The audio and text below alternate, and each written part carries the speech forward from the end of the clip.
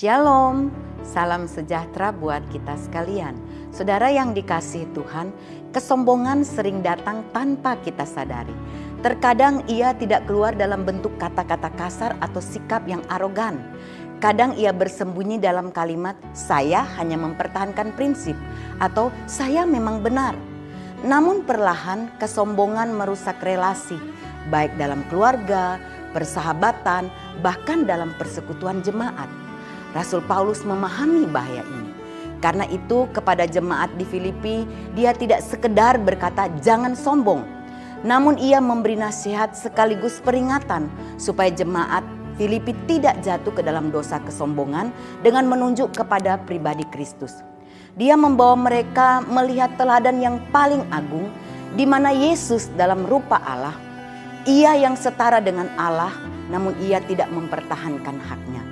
Ia malah mengosongkan diri, merendahkan diri menjadi sama dengan manusia, dan dia taat sampai mati, bahkan mati di atas kayu salib. Inilah teladan kasih yang meruntuhkan kesombongan.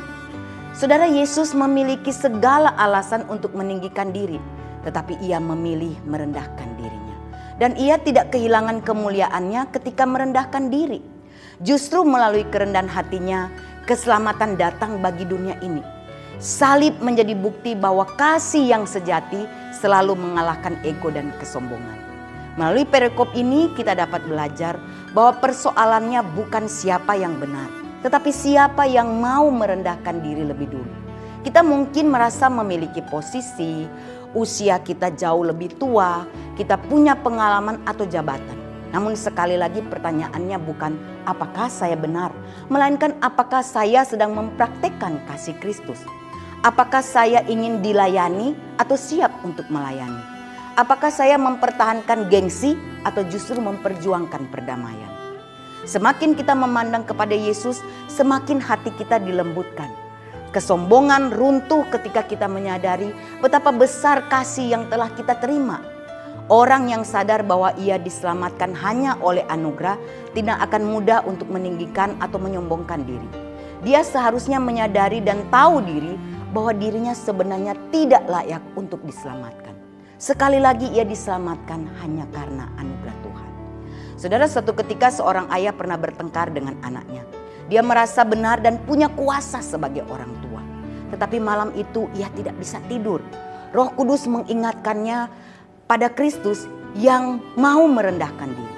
Keesokan paginya ia mendatangi anaknya dan berkata, "Nak, ayah minta maaf." Kalimat itu sederhana, namun disitulah kemenangan sejati terjadi. Bukan kemenangan dalam argumen, melainkan kemenangan atas diri sendiri, dan kesombongan pun runtuh, dan kasih itu menang. Saudara, kadang kemenangan terbesar dalam hidup kita bukan ketika kita membuktikan bahwa kita benar, tetapi ketika kita memilih untuk mengasihi dengan rendah hati.